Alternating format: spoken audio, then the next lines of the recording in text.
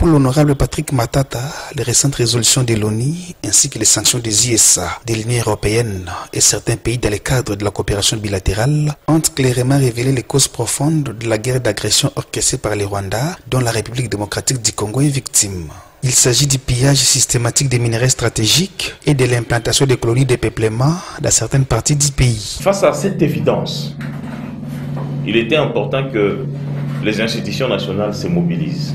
Les autorités nationales, tant du Parlement que du gouvernement, se mettent en mouvement pour mobiliser la population, sensibiliser l'opinion nationale afin que les gens sachent que nous sommes effectivement face à une guerre d'agression. Il n'y a pas une rébellion congolaise actuellement en RDC. Il s'agit bel et bien d'une guerre d'agression. Il faut également que l'opinion puisse être sensibilisée. D'où l'importance du meeting d'hier à Kisangani. Vous avez entendu, la population a suivi le mot d'ordre en disant Toboyi, agression à Rwanda, Toboyi, pillage, Toboyi, viol, Toboyi, violation des droits de l'homme dans la République démocratique du Congo. Cet délit du peuple a également signifié que la ville de Kisangani est porteuse de toute l'histoire de la souffrance de la République démocratique du Congo, au point qu'elle a été appelée à un moment ville martyre et veut être aujourd'hui appelée ville d'espoir pour ne pas porter tous ces affres de la guerre qu'elle a connus par le passé, avant de saluer les efforts du chef de l'État, Félix Tshisekedi, à travers les initiatives comme Frivao et Fonarev. Nous n'avons pas encore fini de penser nos plaies par rapport aux agressions antérieures. Guerre d'un jour, guerre de 3 jours, guerre de 6 jours, ici chez nous.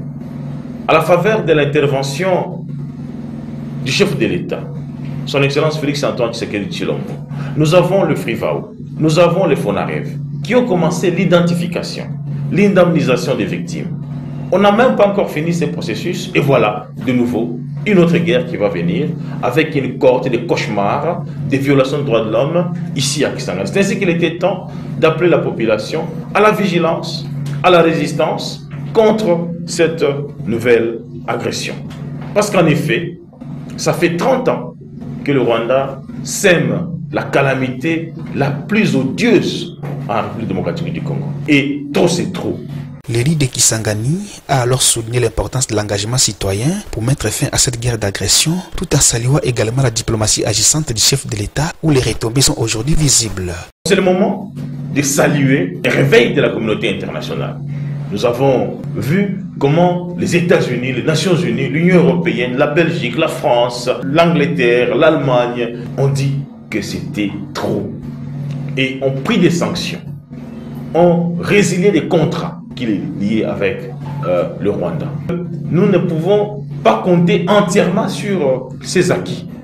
Le travail diplomatique doit continuer, mais c'est en comptant sur nous-mêmes, sur la population congolaise, sur notre propre mobilisation que nous allons vaincre, que nous allons l'emporter sur cet ennemi. Donc la population de Kisangani est appelée à s'élever, à protester contre cette nouvelle agression. Notons qu'il a également demandé à la population tchopolaise de s'approprier toutes les réformes économiques et sociales initiées par le gouvernement pour améliorer son bien-être.